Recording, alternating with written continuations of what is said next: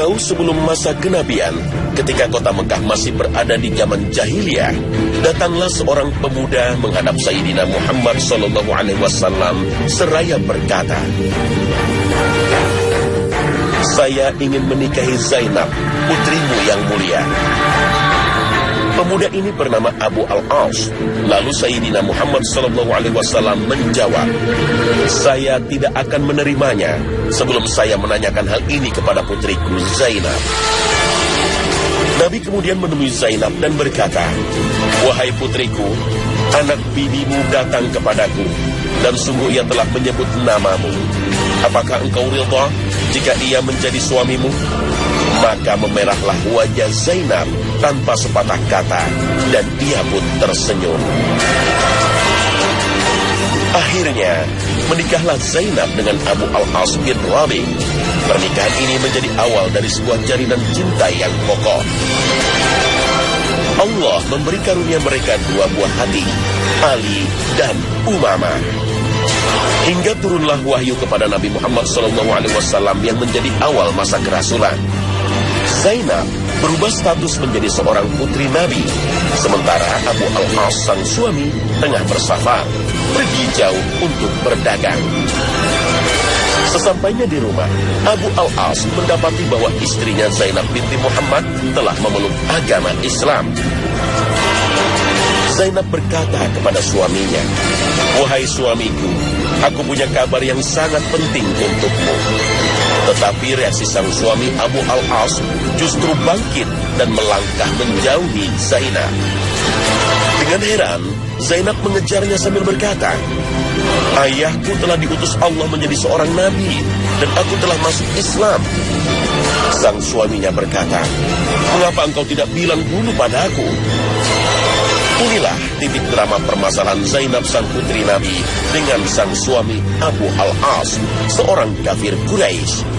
Terbentanglah permasalahan yang sangat berbahaya di antara keduanya, yaitu permasalahan akidah. Zainab kembali berkata kepada suaminya, "Aku tidak pernah mendustakan ayahku. Aku percaya ayahku bukanlah seorang pendusta. Ayahku adalah orang yang paling jujur dan sangat terpercaya. Bukan hanya aku sendiri, tapi ibu dan saudaraku juga telah masuk Islam. Pamanku Ali bin Abi Thalib dan temanmu Abu Bakar As-Siddiq juga telah masuk Islam." Abu Al-As pun berkata, "Aku tidak mau orang-orang berkata bahwa aku mengkhianati kaum, dan mereka berpikir bahwa aku telah ingkar terhadap agama nenek moyangku karena desakan istriku." Suasana menjadi hening, dan Abu Al-As mengajukan pertanyaan, "Apakah engkau bisa memaklumi dan mampu menerima keputusanku ini?"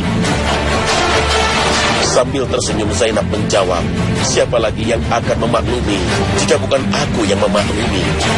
Tapi aku istrimu, dan aku akan membantumu dalam meraih kebenaran hingga engkau sanggup untuk itu." Zainab menepati ucapan pada suaminya tersebut selama 20 tahun.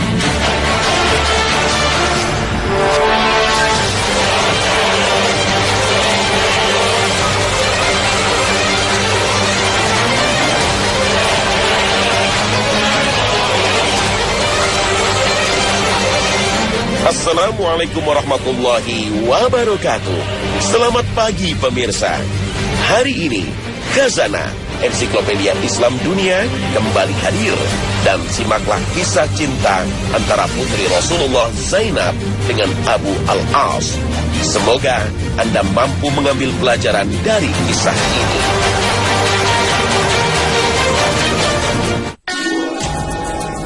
Tahun 622 Masehi atau tahun 1 Hijriah, datanglah perintah hijrah bagi seluruh umat muslim Makkah menuju Madinah Al-Munawwarah. Dengan berbekal seadanya, seluruh muslim Makkah bergerak ke Madinah. Zainab pun pergi menghadap ayahanda, baginda Rasulullah SAW, dan berkata, "Wahai Rasulullah, apakah engkau mengizinkan aku untuk tinggal di Makkah bersama suamiku?" Rasulullah pun menjawab, "Tinggallah bersama suami dan anak-anakmu." Maka Zainab tetap tinggal di Makkah sampai terjadi masa peristiwa Badar. Saat perang Badar, Abu Al-As memutuskan untuk bergabung dalam barisan tentara kafir Quraisy. Mereka adalah musuh dari pasukan kaum muslimin yang berada di Madinah. Pasukan ayahanda akan berhadapan dengan pasukan sang suami Abu Al-As. Zainab sangat mengkhawatirkan situasi ini hingga ia menangis dan berdoa, "Ya Allah, aku khawatir terbit matahari suatu hari nanti di mana anakku menjadi yatim atau aku kehilangan ayahku." Doa Zainab dijawab Allah dengan baik. Dalam perang Badar yang dimenangkan kaum muslimin ini, sang suami dan ayahanda Rasulullah selamat. Rombongan Quraisy datang kembali ke kota Makkah dan memberi kabar akhir dari sebuah perang Badar. Zainab pun mendatanginya dan bertanya, "Bagaimana keadaan ayahku?" Mereka menjawab, "Kaum muslimin telah menang." Mendengar hal ini Zainab pun bersujud syukur. "Lalu, bagaimana dengan keadaan suamiku?" Dan mereka kembali menjawab, "Suamimu telah tertawan." Mendengar kabar ini Zainab pun sedih. Kembali ia berkata, "Kirimkanlah tebusan untuk membebaskan suamiku." Karena Zainab tidak memiliki banyak harta, maka ia pun melepaskan kalung pemberian ibunda tercinta Khadijah radhiyallahu anha.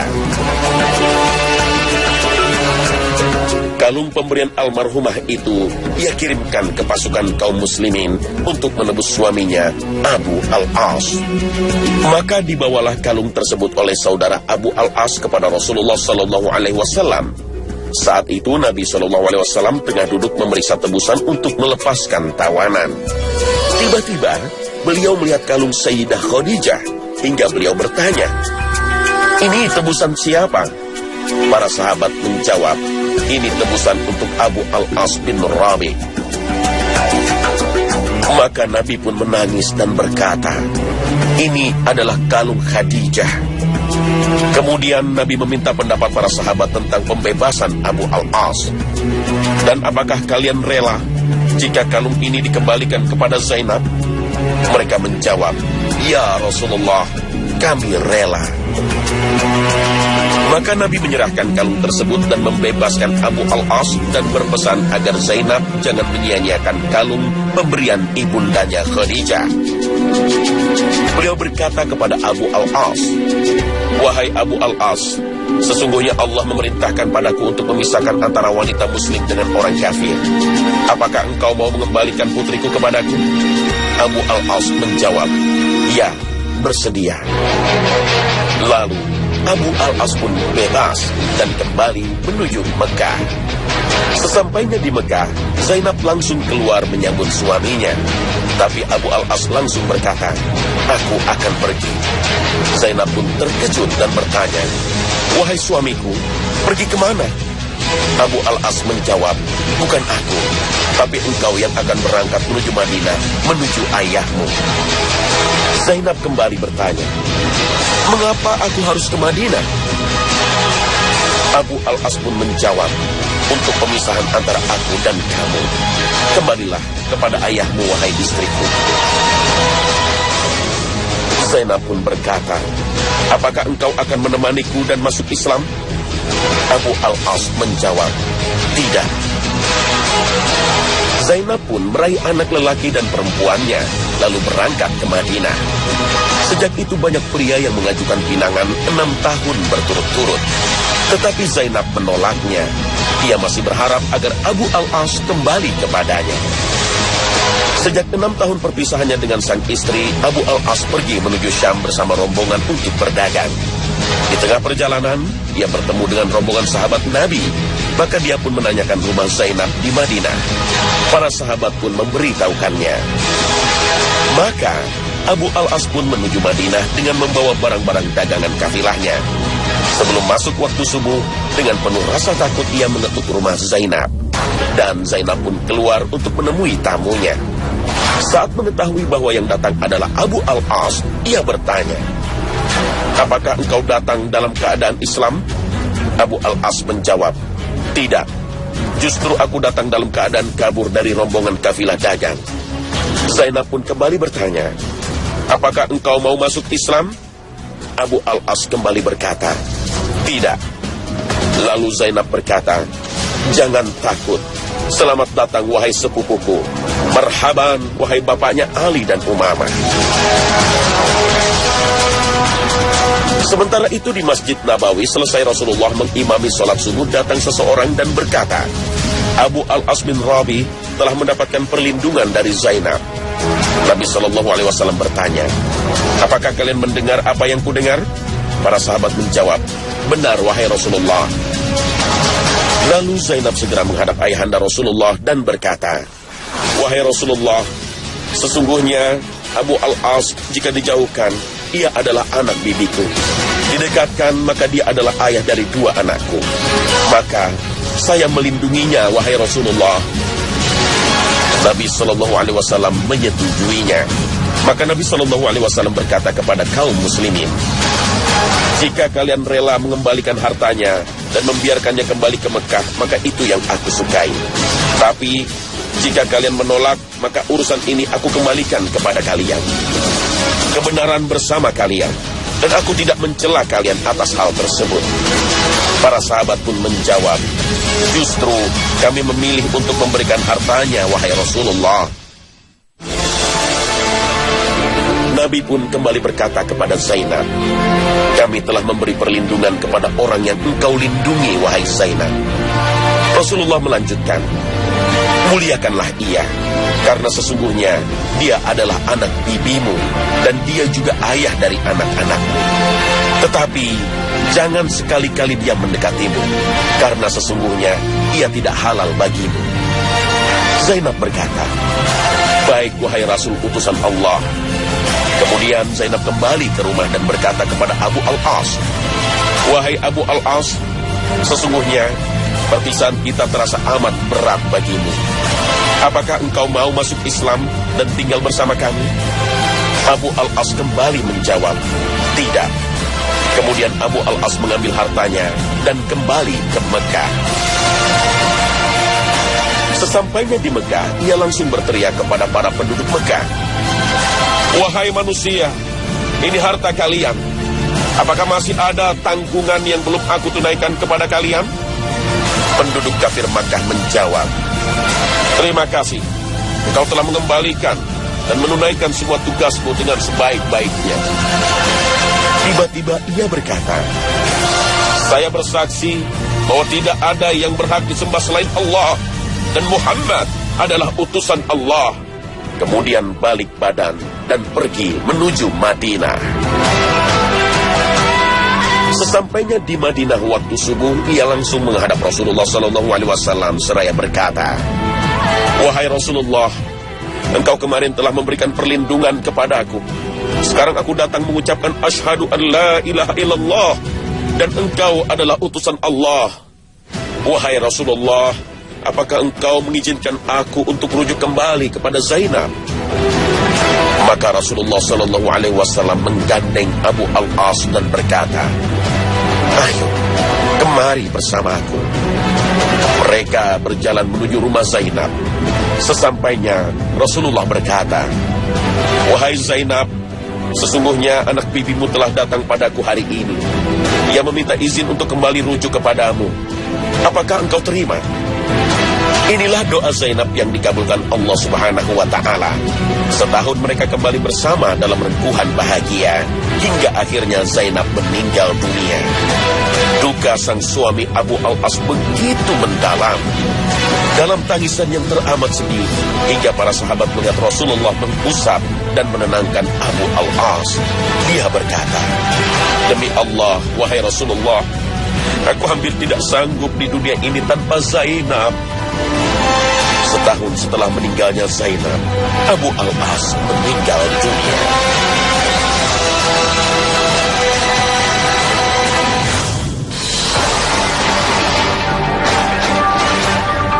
Zainab adalah inspirasi bagi seluruh wanita muslim di dunia atas sebuah kesabaran. Zainab sudah membuktikan bahwa dirinya adalah istri terbaik, ibu terbaik, dan anak terbaik. Sebagai istri, Zainab bertahan 6 tahun demi sang suami masuk ke agama Islam, jalan yang lurus dan benar. Sebagai ibu, Zainab membawa Ali dan Umamah tetap dekat dalam lindungannya. dan memberinya lingkungan terbaik dekat dengan para kaum muslimin. Sebagai anak terbaik, Zainab tidak pernah mendustakan ayahandanya, Rasulullah Sallallahu Alaihi Wasallam, dan memilih Islam sebagai jalan hidupnya walau sang suami menentang. Zainab telah membuktikan dirinya sebagai wanita terbaik. Wanita-wanita yang keji adalah untuk laki-laki yang keji, dan laki-laki yang keji adalah buat wanita-wanita yang keji pula. Dan wanita-wanita yang baik adalah untuk laki-laki yang baik, dan laki-laki yang baik adalah untuk wanita-wanita yang baik pula. Al-Quran, Surah An-Nur, ayat 26. Bersabar termasuk salah satu ikhtiar yang harus dilakukan. Inilah masa Zainab dalam meraih cinta Allah dan kesabaran. 6 tahun masa penantian Zainab dibayar lunas oleh Allah Jalla Jalaluh dengan kembalinya sang suami Abu Al-As ke pelukan Zainab dan kedua anaknya. Allah berfirman dalam surat Al-Baqarah ayat 153. Hai orang-orang yang beriman, mintalah pertolongan kepada Allah dengan sabar dan mengerjakan sholat. Betapa menderitanya batin Zainab binti Muhammad. Dia harus menghadapi perbedaan akidah dengan suaminya. Seseorang yang ia anggap imam adalah seorang kafir yang keras menjalankan ibadah nenek moyangnya. Ini adalah sebuah ujian dari seorang istri yang solehah.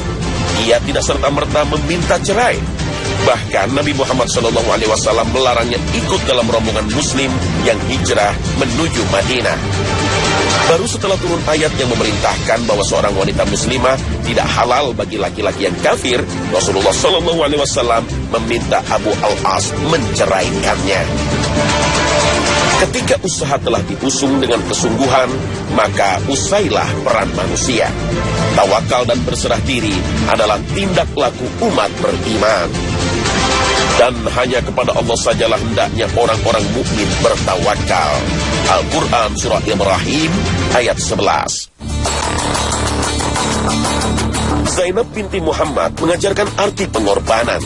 Bahkan ia rela memberikan harta warisan dari ibundanya untuk menebus suaminya yang menjadi tawanan. Pengorbanan inilah yang akhirnya menjadi salah satu jalan hidayah bagi sang suami. Zainab binti Muhammad mengajarkan pentingnya doa dan usaha. Kenyataan bahwa suami bukanlah seorang yang menjadi imam, pembimbing dalam urusan agama adalah sebuah ujian. Dan tidak semua orang berhak mendapatkan hal ini. Karena Rasulullah telah bersabda bahwa sesungguhnya cobaan terberat adalah milik para nabi dan Rasul Allah, lalu orang-orang soleh. Cobaan sesuai dengan kadar keimanan dan kemampuan seseorang, karena Allah membebani hambanya cobaan sesuai kemampuannya. Indahnya kisah cinta Zainab dan Abu Al-As seakan menjadi sebuah pelajaran yang indah dari surah Ar-Rum ayat ke-21. Dan di antara tanda-tanda kekuasaannya ialah Dia menciptakan untukmu istri-istri dari jenismu sendiri, supaya kamu cenderung dan merasa tentram kepadanya, dan dijadikannya di antaramu rasa kasih dan sayang. Sesungguhnya, pada yang demikian itu benar-benar terdapat tanda-tanda bagi kaum yang berfikir.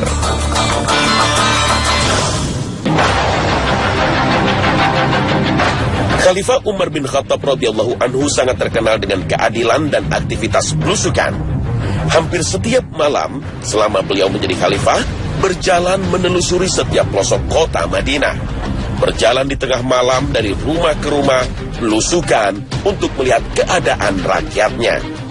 Apakah masih ada sebagian rakyatnya yang menangis karena kelaparan? Suatu malam, Umar bin Khattab radhiyallahu anhu sampai di sebuah rumah.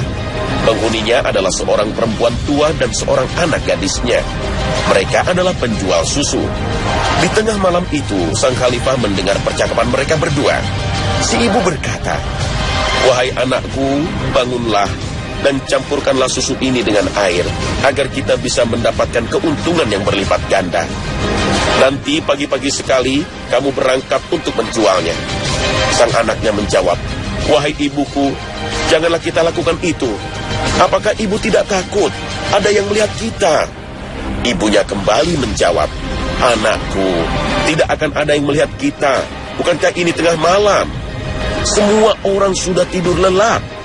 Jika engkau takut kepada khalifah, maka dia juga sudah tidur, dan dia pun tidak ada di sini. Anak perempuannya kembali berkata, wahai ibuku, walaupun tidak ada seorang pun yang melihat kita, termasuk khalifah, akan tetapi Allah pasti melihat kita. Mendengar jawaban anaknya itu, sang ibu sadar akan kesalahannya dan meminta ampun kepada Allah. Khalifah Umar bin Khattab yang sejak tadi mendengarkan percakapan antara ibu dan anak itu merasa kagum akan kesalehan anak gadis tersebut. Kepada pembantunya, Umar berkata, saya akan kawinkan anak itu dengan putra saya Asim. Keesokan harinya, Khalifah Umar berkata kepada Asim, pergilah kepadanya dan nikahilah ia, nak. Aku melihat ia adalah wanita yang diberkahi. Mudah-mudahan suatu saat nanti ia akan melahirkan orang hebat yang akan memimpin Arab. Keduanya akhirnya menikah, dan Allah karuniakan mereka bayi perempuan, Laila, atau yang biasa dipanggil Ummu Asim. Mereka didik Laila dengan baik dalam suasana nilai-nilai Islam yang kental. Laila tumbuh menjadi seorang gadis yang baik dan memahami Islam dalam hidupnya. Sampai kemudian Laila dipinang oleh putra Khalifah Daulah Umayyah yang keempat, Abdul Aziz. Dari sepasang kekasih yang taat pada Allah ini, lahirlah seorang anak yang akan memenuhi dunia dengan keadilan. Dialah Umar bin Abdul Aziz, cicit dari Umar bin Khattab. Kisah gadis penjual susu yang sangat jujur dan taat pada Allah ini mengajarkan kepada kita bahwa pada saatnya nanti amal takwanya berbuah sangat manis. Dipinangnya dia oleh anak Khalifah Umar bin Al-Khattab, ditinggikan derajatnya oleh Allah Jalla Jalaluh, dan dimuliakan oleh seluruh masyarakat muslim ketika itu. Gadis penjual susu adalah contoh bagaimanakah kehidupan rakyat di masa Khalifah Umar bin Khattab. Gadis ini solehah, ketakutannya kepada Allah merupakan prinsip hidup. Hal ini adalah pendapat para ulama ketika menafsirkan surah Al-An'am ayat ke-129. وَكَذَلِكَ نُوَلِّي بَعْضَ الظَّالِمِينَ بَعْضًا بِمَا كَانُوا يَكْسِبُونَ. Ibnul Qayyim berkata, perhatikanlah hikmahnya tatkala Allah menjadikan para raja, penguasa dan pemegang tampuk pemerintahan. Mereka berkuasa sesuai dengan amalan rakyat di negeri tersebut. Amalan dari para rakyat akan tercermin dari tingkah laku para penguasanya. Tapi apabila rakyatnya suka berbuat kemaksiatan, maka para penguasa juga akan senantiasa berbuat maksiat. Jika rakyat sering melanggar hak kaum yang lemah dalam berbagai interaksi mereka, maka para penguasa akan melanggar hak para rakyatnya secara paksa, menetapkan berbagai pajak dan pungutan liar kepada mereka. Nah pemirsa, inilah akhir kebersamaan kami. Semoga tayangan kami hari ini mampu melengkapi wawasan Islami Anda, sehingga jalan kehidupan Anda sesuai dengan prinsip Al-Quran dan Hadis menjadi semakin terang. Akhir kata, wassalamualaikum warahmatullahi wabarakatuh.